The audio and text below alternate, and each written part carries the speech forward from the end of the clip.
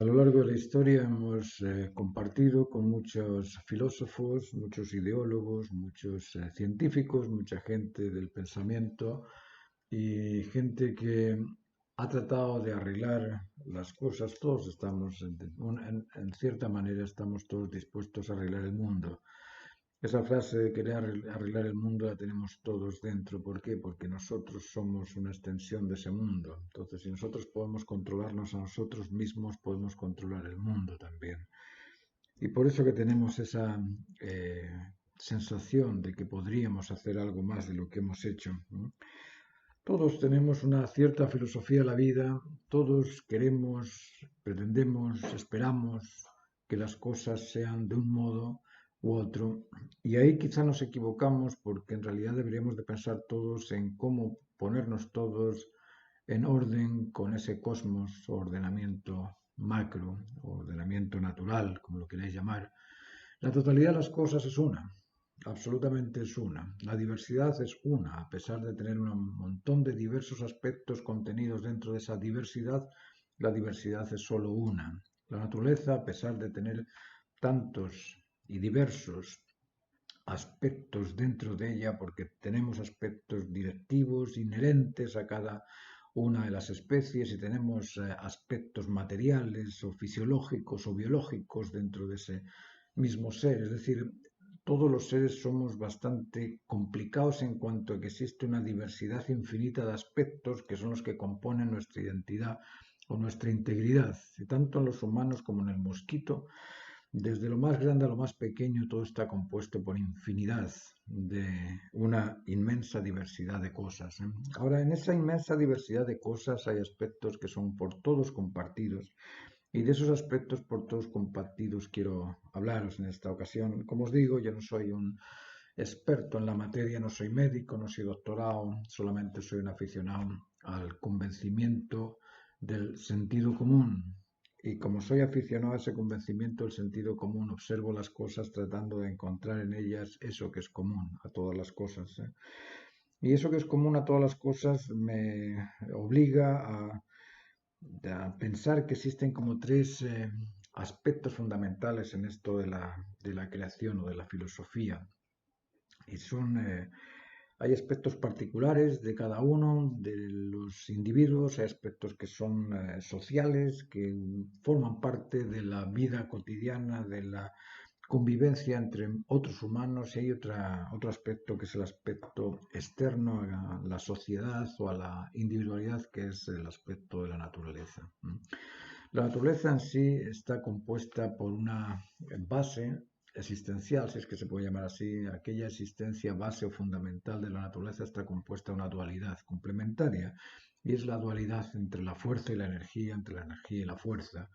Cuando nos metemos al dios Google, Wikipedia, enciclopedias y todas estas cosas a buscar definición de fuerza o definición de energía, nos llevamos cada chasco porque no encontramos una definición pareja y compartida, sino que para unos la fuerza es un vector, es una presión, para otros la energía es un poder, y ese poder no saben en qué o de qué se compone. Bueno, como os digo, yo también soy observador, y como observador califico con distintos significados aquellas cosas que escucho para poderlo comprender yo. Tal vez a los demás les parezca una infamia, tal vez a los demás les parezca diferente, tengan distintas opiniones. Bien, estamos bien. No hay ningún problema en ser distinto. Yo no quiero crear una oposición por ser distinto nada más. Pero bueno, en el origen de la existencia y en la extensión de ese origen, es decir, en la primera partícula y en la última, en el cosmos entero, yo encuentro los mismos atributos. En todos ellos hay esa ligazón dual complementaria entre la energía y la fuerza. Y la fuerza yo la entiendo como presión, como potencia y como intensidad. Es decir, la diferencia en intensidad de ese rotor en el átomo, eh, la diferencia en la potencia de esa intensidad y la diferencia en la presión que ejerce ese rotor va a fabricar distintos aspectos, va a fabricar elementos simples como el hidrógeno o el helio o el oxígeno o el carbono, etcétera, etcétera. Luego la fuerza la entiendo como ese aspecto material de la naturaleza, la entiendo como intensidad, potencia y presión, esos tres aspectos. Ahora no puedo decir qué es primero, si la fuerza o la energía, o la energía o la fuerza, porque son simbióticos, son ahí donde hay fuerza hay energía, y donde hay energía hay fuerza también. Es como la imagen y la idea y la imagen, idea, o idea e imagen son exactamente lo mismo. En la idea tiene que existir una pretensión de la imagen y en la imagen existe la consecución de la idea. Bueno, eso en cuanto a la fuerza como aspecto fisiológico, como aspecto material, la entiendo así, la entiendo como una suma de presión, intensidad y potencia. Esos tres aspectos son similares a los tres aspectos que encuentro en la energía. Yo cuando veo el actuar de la energía por flotación, bueno, hay un montón de diferentes tipos de manifestación energética, pero en todos ellos veo tres aspectos también. Entiendo que existe poder, que existe selección, porque van en algún sentido, y existe también intención. Intención, selección y poder lo encuentro en la energía. Y tú me dirás, bueno, ¿y de dónde deduces tú que la energía contiene intención, selección y poder? ¿Y por qué deduces eso? Bueno, algo muy simple. Yo tengo aquí 3 puntos que os lo voy a indicar, que a mí me convencen. No sé si a vosotros, tal vez no a todos, tal vez a algunos. Pero yo lo primero que entiendo es que todo acto realizado ha podido ser hecho, y en ese aspecto contiene el poder. Si ha podido ser hecho es porque existe un poder que lo ha realizado. No digo que lo haya realizado un hombre, una máquina, existe un poder realizado en este objeto que veo acá, o un poder que lo ha hecho. Ahora, todo acto se debe a la razón que lo declara necesario, y esa razón es por y para algo. Por y para indican intención. Si esto ha sido hecho para escribir, indica una intención. Si la molécula fue hecha para, si el átomo fue hecho para, si ahora sabemos que 2 partes de hidrógeno y una de oxígeno, pues hombre, nos da el agua, ¿no? H2O, perdón. Una de hidrógeno y 2 de oxígeno nos da agua. Bueno, el agua es producto de un poder selectivo, porque si mezclo el hidrógeno pues con otra cosa, con metano, por ejemplo, pues me va a dar otra cosa distinta. ¿A qué iba con esto? Perdona. Ya me emocioné con todo el origen de la creación. Pero bueno, lo que iba es a que el origen de la materia, o el origen de lo creado, tiene esta dualidad de ser creado por la energía mediante una fuerza. Y la energía se transforma en fuerza, y la fuerza se transforma también en energía. Son simbióticos. Y de esta simbiosis ordenada en base al orden cósmico produce también la necesidad de sentir que existe una ordenanza detrás. Lo ordenado en cierto orden procede de una ordenanza. Y es curioso cuando nosotros nos observamos qué es lo que pasa con 4 elementos simples, con el hidrógeno, oxígeno, carbono y nitrógeno. Pongámonos que la energía en sí, como es selectivo, intencional y poderosa, crea el hidrógeno, crea el oxígeno, crea el carbono y crea el nitrógeno, y permite la unión de estos 4 elementos. La cantidad de hidrógeno con el oxígeno nos da agua, la cantidad de hidrógeno con el vamos a ver, con el nitrógeno nos da amoníaco. Tienes nitrógeno y 3 partes de hidrógeno, nos da amoníaco. El carbono, que es el CO2, que es una parte de carbono y 2 de oxígeno. El metano, que es carbono, hidrógeno, sí, carbono con el hidrógeno, 4 partes de hidrógeno y una de carbono nos da el metano. Y vemos que el agua, el metano, el anhídrido carbónico y el amoníaco, cuando lo mezclamos o lo ponemos, lo exhibimos a la luz ultravioleta, producen almidón, azúcar y celulosa, que son las bases. Esos 3, el azúcar, el almidón y la celulosa, son la base de la proteína, es decir, son la esencia de la vida. De ahí, de esa proteína, se crea la adenina, timina, guanina, citosina y los aminoácidos, que son en el fondo los que son parte de los genes de la cadena genética. Y de ahí también se produce la caseína de la leche, la creatina de la carne, la oseína de los huesos, el colágeno de la gelatina, la albumina de la sangre, la fibrina, el azufre y los albuminoides.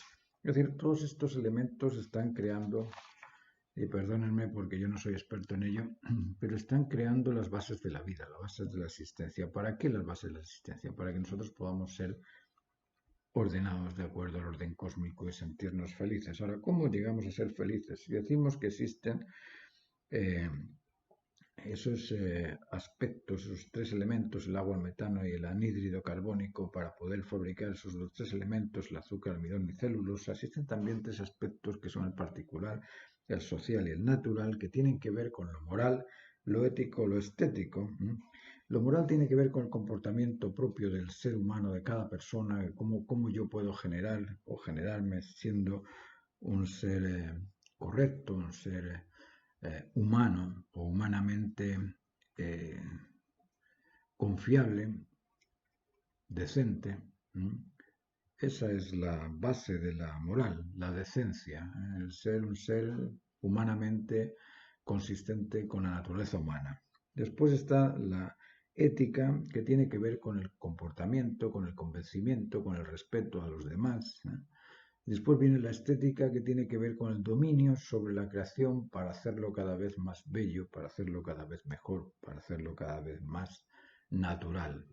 ¿Por qué? Porque la belleza tiene que estar al servicio del orden cósmico y no el orden cósmico al servicio de la belleza. Bueno, en esa trinidad tenemos lo natural, lo humano y lo instintivo también. Lo instintivo se encarga por sí solo de mostrarnos el camino y de permitirnos vivir bien simplemente con la alimentación, con la hidratación y con el cobijo, y con la luz del sol, el aire y el calor. Y con eso tenemos más que suficiente para vivir. Pero para ser felices tenemos que conectarnos unos con otros en un aspecto vincular, y para que exista esa vinculación necesitamos comprender la complementariedad dual de las cosas, y que esas cosas, esa complementariedad esté dominada por el centro del valor, de lo supremo, de lo máximo, de aquello que te permite sentirte pleno, cumplido y convencido de las razones que son constantes e inmanentes, es decir, de la verdad. Eliminamos los credos, eliminamos la ficción, porque eso no nos beneficia a nadie. Y la fantasía la dejamos por ahí para las fábulas, para asociar una cosa con otra. Bueno, si nosotros vivimos de esa manera, rechazando el desorden durante un proceso de desarrollo, llegaremos a nuestra finalidad específica, que es la finalidad humana, y de esa forma nos cumpliremos decentes. Pero para cumplirnos decentes tenemos estos tres atributos de libertad, autonomía y responsabilidad que tenemos que madurar. Y madurar la libertad es un trabajo bastante complicado, porque la libertad es la capacidad de optar. Pero no solamente la capacidad de optar por aquello que prefiero, sino la capacidad de optar por aquello que beneficia siempre a todos.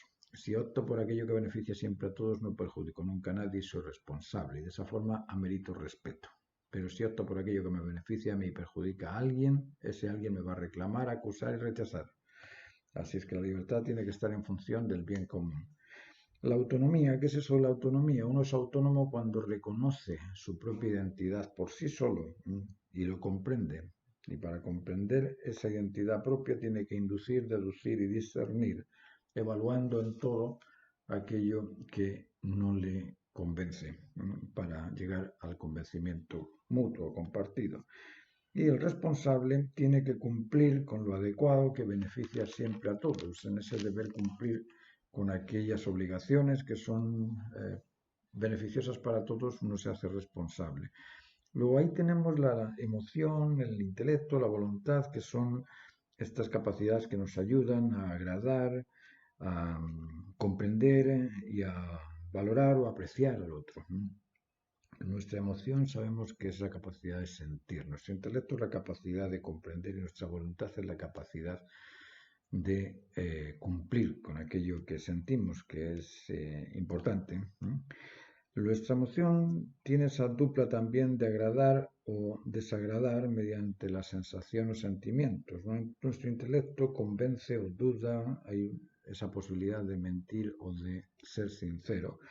Y la voluntad tiene también esa dualidad de apreciar o despreciar o del deber y derecho, de esos derechos que se desprenden del cumplimiento del deber. El deber es el que produce el derecho. Son respeto al compromiso, al deber, el que responde y resuelve y realiza, lógicamente, va creciendo en su responsabilidad, o el que analiza, el que conoce, el que comprende, el que induce, deduce y discierne, va creciendo en su inteligencia, y el que se complace por la plenitud o satisfacción en el agrado, en la simpatía, en la amabilidad, va atrayendo cada vez a más humanos a su alrededor. Eso tiene que ver con el atender, entender y estar atento el uno al otro, que son aspectos que hay que hacerlos, el atender sin condiciones, viendo siempre las consecuencias o lo que es necesario, atiendo, pero siempre siendo consciente de que aquello que estoy haciendo en ese atender va a beneficiar, entender sin prejuicios, sin arrogancia, sin menosprecio, sin estigmas, y estar atento también sin ser sobreexpectativo, sin sobreexpectación, sin presunción, sin invadir, sin vigilar en extremo, sin imponerse, sin mermar al otro.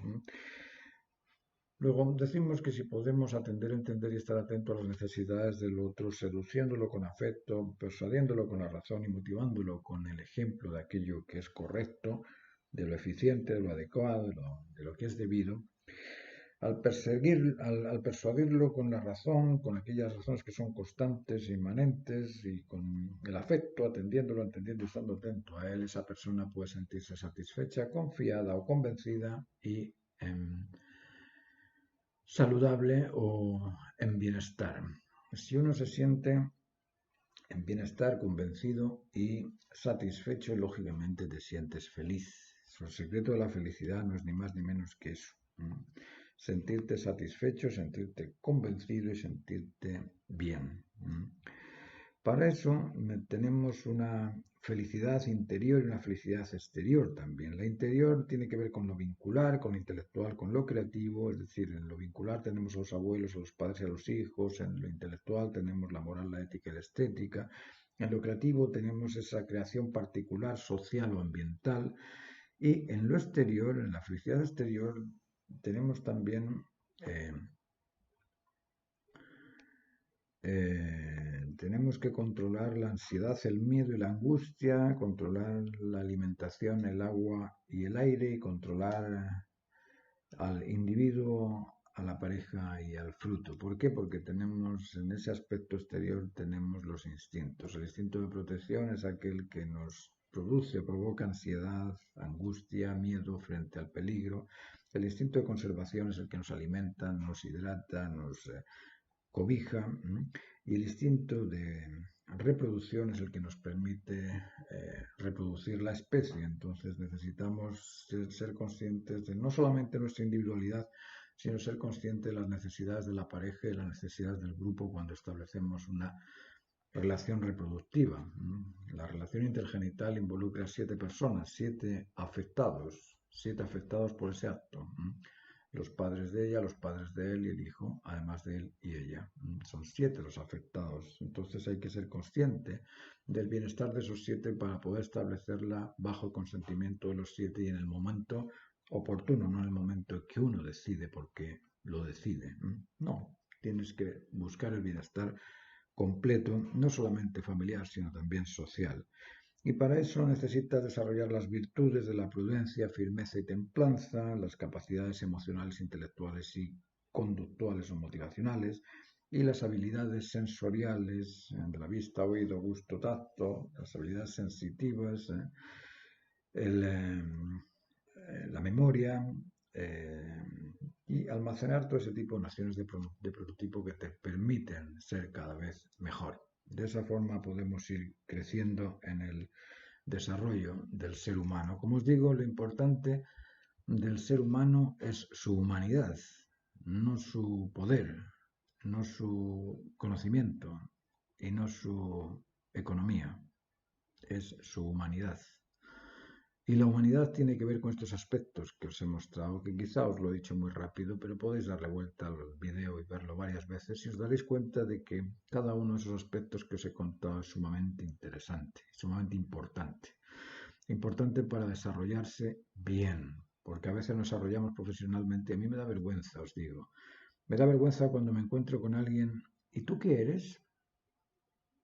Y en lugar de decirle, soy humano, no, es que yo soy ebanista, carpintero, soy constructor civil, soy ingeniero, soy médico, soy abogada, soy...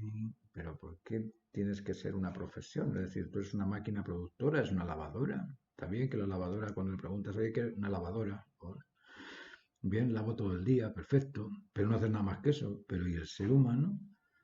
¿Puede decirse que es médico? ¿Que es profesor? ¿Que es...